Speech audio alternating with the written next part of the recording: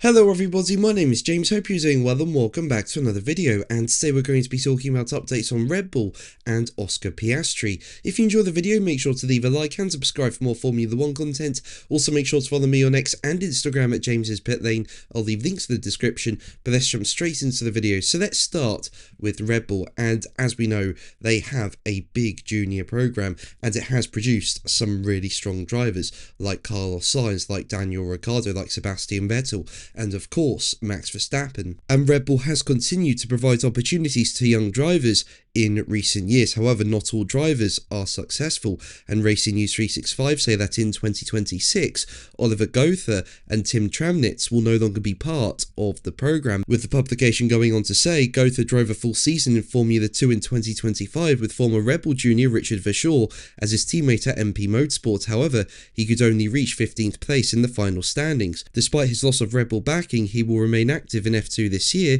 with MP Motorsport. Tramnitz has spent the last two seasons in Formula 3, ending last year's standings in 4th place. However, he failed to secure a competitive seat for 2026, which, according to multiple reports, was a condition for Red Bull to continue with the German. Now, in terms of Formula 1, the seats at the Red Bull Junior team will be filled by Arvid Lindblad and Liam Lawson. How do you think they'll do this year? Let me know in the comments below. But let's move on to Oscar Piastri. Now, in 2022, he was the reserve driver at Alpine, but as we know, in 2023, Piastri joined McLaren, and Piastri's split from Alpine was quite unbelievable. Basically, in 2022, you had Fernando Alonso and Esteban Ocon as the main drivers at Alpine, with Piastri as the reserve, and Alpine considered loaning Piastri out to Williams until it emerged that Alonso would be moving to Aston Martin for 2023. Then Alpine announced Piastri's promotion to a full-time seat in 2023, although